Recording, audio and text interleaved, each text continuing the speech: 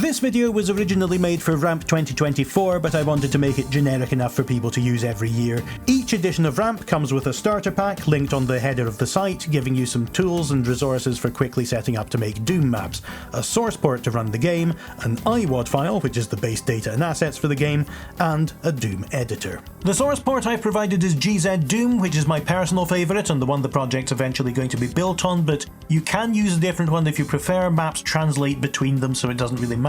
I've also included an iWAD file, so we have something to work with. This one is Free Doom Phase 2, which is a freely distributable alternative to the Doom 2 iWAD file. Anything that's played or made on Free Doom 2 should basically work the same with Doom 2.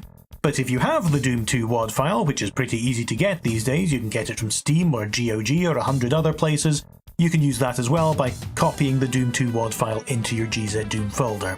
If you start this up and select a WAD if you've got more than one, we will get the title screen. Now by default, GZ Doom has this sort of smoothing filter over everything, which I don't personally like, so I always make a point of turning it off. You can search for the filtering options and set those to none. Having done that, we can start a game and you'll be able to wander around in the first map, so that's all working. Having got the game running, let's talk about how to edit it. I've included two editors with the pack. We've got Slade 3, which is good for looking at the contents of a WAD file and includes a map editor, and it's available for all platforms, or Ultimate Doom Builder, which is specifically a map editor. It's mostly Windows, just about works on other systems possibly, but it happens to be my favourite one. Before we start anything in our Doom editor, we want to set a game configuration up, so that the editor knows where to find the data files and how to run the game. So in UDB, we go into Game Configurations, and now we have a couple of options. Doom Engine maps can be for several games, and they can be one of several formats that have different features in them, and I've actually simplified the list in this download to have just a few of the Doom ones. The original Doom format matches the game as it was in 1994. It's the most simple, but it's sometimes limited in ways that might be confusing.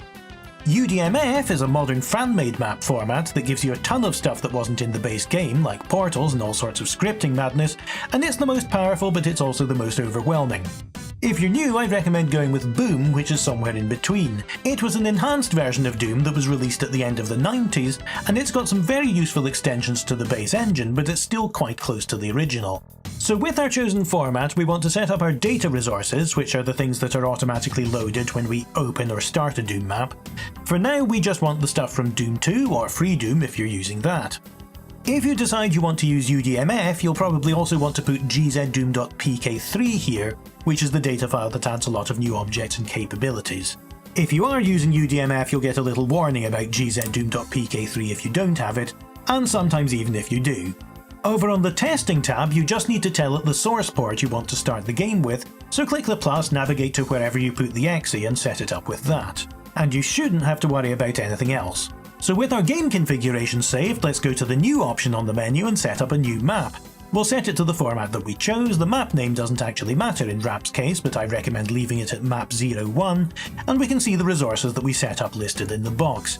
You can click OK to get a blank canvas. And from here, you're pretty much free to explore and create. I always show off the editor by just right-clicking in Lines mode, drawing a shape, dropping a player start in, and then running it immediately, and you can see how easy it is to get a minimal but technically functional level working. If you'd like a tutorial on how to go about building a map, I have several of them from past Ramp years that I'll put in the description, along with longer series where I talk through my process of thinking out the design and actual building of some maps.